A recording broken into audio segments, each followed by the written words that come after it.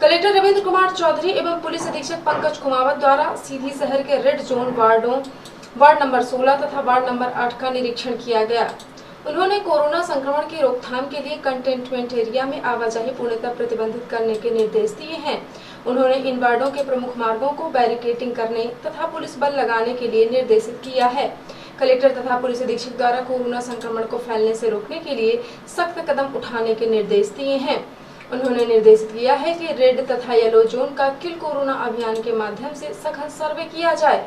सर्दी, खांसी तथा बुखार के साथ ही कोविड के अन्य लक्षण वाले व्यक्तियों को चिन्हित कर उन्हें दवाइयों का वितरण सुनिश्चित करें, उनके स्वास्थ्य की निगरानी रखें तथा आवश्यकता अनुसार उन्हें आइसोलेट कर उनका कोविड टेस्ट कराया जाए। नए कोरोना संक्रमित मिलने पर उन्हें अनिवार्य रूप से कोविड केयर सेंटर में भर्ती करें, जिससे उनके परिवार के अन्य सदस्यों तथा पड़ोसियों की कोविड संक्रमण से बचाया जा सकेगा। इसके साथ ही नए मरीजों का कॉन्टैक्ट ट्रेसिंग भी करें, जिससे कोरोना संक्रमण की चेन को तोड़ा जा सकेगा। वर्तमान में सीधी शहर में 87 एक्टिव केस हैं। वार्ड क्रमांक 1 में 16 एक्टिव केस तथा वार्ड क्रमांक 8 में 12 एक्टिव केस होने के कारण रेड जोन में हैं। भ्रमण के दौरान एसडीएम गोपद बनास नीलांबर मिश्रा, उप पुलिस अधीक्षक गायत्री तिवारी, थाना प्रभारी जमोनी शेषमणि मिश्रा, नायब तहसीलदार सौरभ मिश्रा, थाना प्रभारी कोतवाली हितेंद्र नाथ शर्मा, सीएमओ सीधी कमला कोल सहित राजस्व, पुलिस, स्वास्थ्य एवं नगर पालिका के अधिकारी उपस्थित रहे। मुख्य चिकित्सा एवं स्वास्थ्य अधिकारी डॉक्टर बीएल मिश्र ने बताया कि विगत दिनांक 24 मई सोमवार को सामुदायिक स्वास्थ्य केंद्र सिमरिया के अंतर्गत रोगी कल्याण समिति साधारण सभा की बैठक जनपद पंचायत सीधी में स्थानीय विधायक सीधी पंडित केदारनाथ शुक्ल की अध्यक्षता में आयोजित की गई।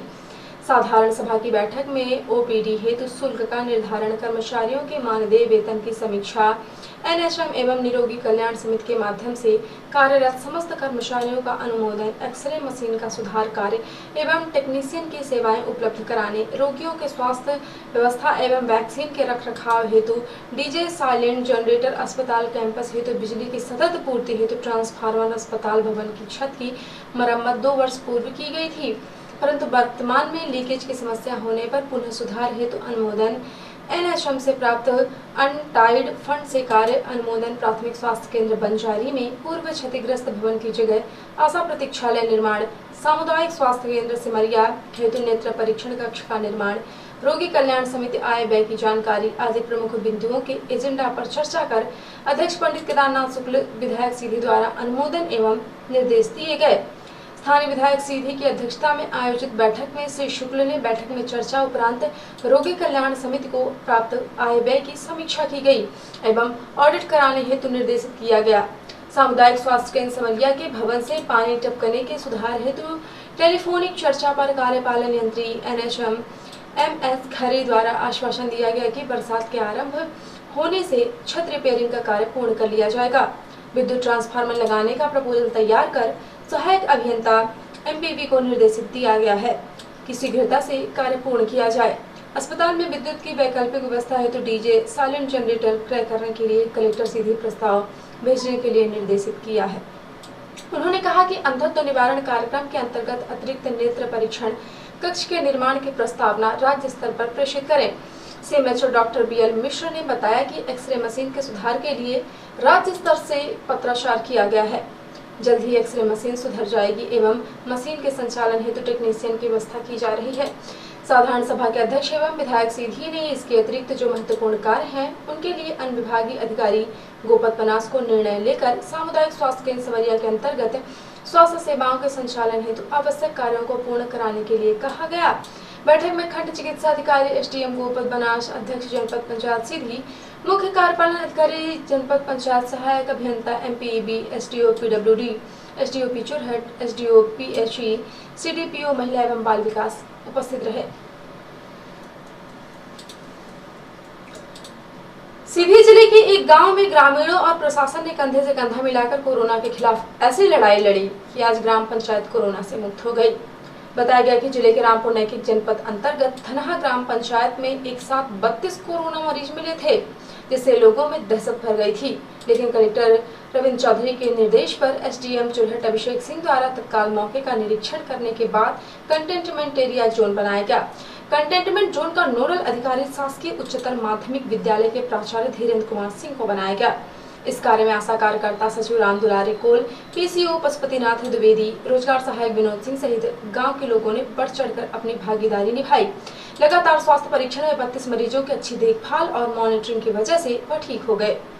कंटेनमेंट जोन के नोडल अधिकारी धीरेन्द्र कुमार सिंह द्वारा अपनी पूरी टीम के साथ ग्राम पंचायत धनहा के घर घर जाकर मास्क का वितरण किया गया।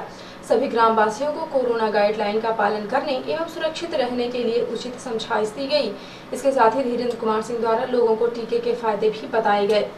नोडल अधिकारी धीरेन्द्र कुमार सिंह से प्रेरित होकर गाँव के लोगों ने भ्रांतियों को छोड़कर 69 युवाओं ने वैक्सीन लगवाई और आज गाँव कोरोना के खतरों से काफी हद तक सुरक्षित है। निश्चित तौर पर गांव के लोगों ने नोडल अधिकारी धीरेन्द्र सिंह और प्रशासन की तालमेल की बदौलत खड्डी का धनहा गांव, जहां कोरोना मरीजों का जमघटम मिल रहा था, वहां अब लोग राहत की सांस ले रहे हैं।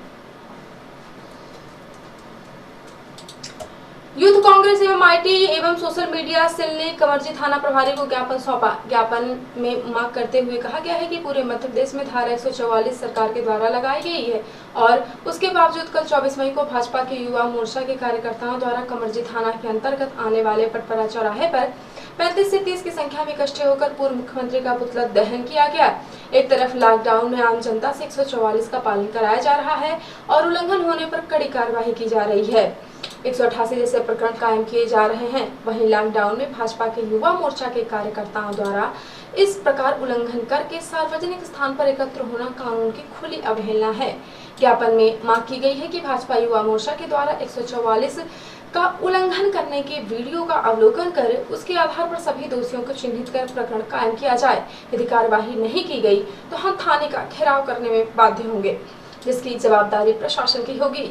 इस दौरान कमलेन सिंह डब्बू, पूर्व प्रदेश सचिव यूथ कांग्रेस पंकज सिंह, अध्यक्ष जिला कांग्रेस कमेटी आईटी एवं social media cell Vijay Singh, youth Congress अध्यक्ष चुरहर विधानसभा सौरभ सिंह, एनएसयूआई शिव नारायण सोनी, आईटी एवं सोशल मीडिया सेल ब्लॉक अध्यक्ष चरण सिंह ने कोविड गाइडलाइन का पालन करते हुए सहभागिता निभाई।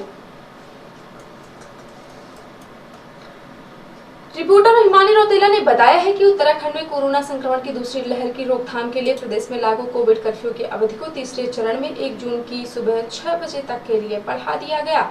अब कर्फ्यू के दौरान नैनीताल में फल, सब्जी व दूध की दुकानें सुबह 7 से 10 की जगह 8 से 11 बजे तक खुलेगी। इस दौरान लोगों की भारी भीड़ मार्केट में सामान खरीदने के लिए जमा हो गई। बताया गया कि इसके अलावा राशन, परचून की दुकानें व जनरल स्टोर 28 मई को सुबह 8 से 12 बजे तक खुलेंगी। नैनीताल के मार्केट लोग सब्जी लेने और आवश्यक सामान लेने आज सरकार की तरफ से उत्तराखंड में एसओपी जारी है कि दुकानें अब 8 बजे से 11 बजे तक खुलेगी।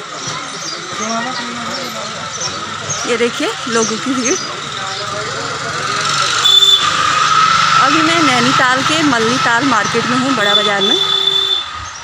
आज देखिए सब्जी मंडी का हाल। जो आज गाइडलाइन आई है कि कल से 8 बजे से 11 बजे तक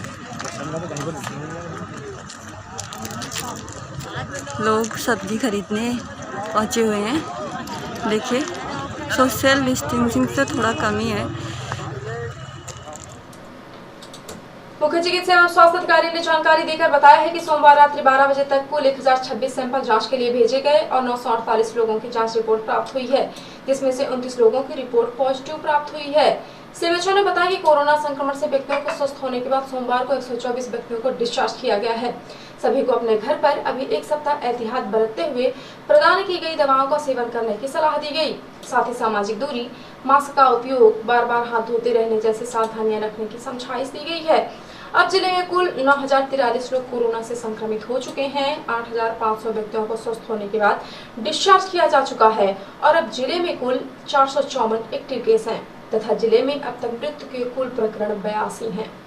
जिला मुख्यालय के शासकीय संस्थाओं में उपलब्ध 107 आइसोलेशन बेड में से 106 रिक्त हैं और 113 ऑक्सीजन सपोर्टेड बेड में से 62 रिक्त हैं तथा 10 बेड आईसीयू के सभी भरे हुए हैं। और अब ऐसे प्रादेशिक हलचल। 1 जून से मध्य प्रदेश में अनलॉक पर क्राइसिस मैनेजमेंट ग्रुप के सुझाव सरकार को भेजेंगे प्रभारी मंत्री। 1 जून से कोचिंग और मॉल नहीं खुलेंगे। शिवपुरी में मां को बचाने सामने आए 10 साल के बेटे की बाप ने कर दी हत्या। अवैध संबंधों के चलते पत्नी से हुआ था विवाद। मध्य प्रदेश में धीमी पड़ी दूसरी कोरोना लहर। रिकवरी रेट 93% पहुंचा। 41 दिन बाद 50,000 से कम हुए एक्टिव केस। और 18 से 44 साल के लोग टीके के लिए सरकारी सेंटर पर जाकर रजिस्ट्रेशन करा सकेंगे। ऑनलाइन अपॉइंटमेंट की जरूरत नहीं। और अब ऐसा राष्ट्रीय हलचल। कांग्रेस ने ट्विटर को लिखी चिट्ठी। कहा, स्मृति रविशंकर प्रसाद समेत 11 भाजपा नेताओं के पोस्ट पर मैनिपुलेटेड मीडिया टैगिंग करें। दिल्ली पुलिस के नोटिस के बाद ट्विटर के अमेरिकी अफसर एक्टिव कंपनी बाइडेन सरकार के पास भी जा सकती है। राजस्थान के सीएम का मोदी सरकार पर हमला। गहलोत ने कहा, केंद्र आंकड़ेबाजी छोड़कर वैक्सीन दे, वरना तीसरी लहर में हम बच्चों को नहीं बचा पाएंगे। और ट्रंप का इलाज करने वाली दवा भारत में 60,000 में मिलेगी। कोरोना की एंटीबॉडी कॉकटेल की डोज।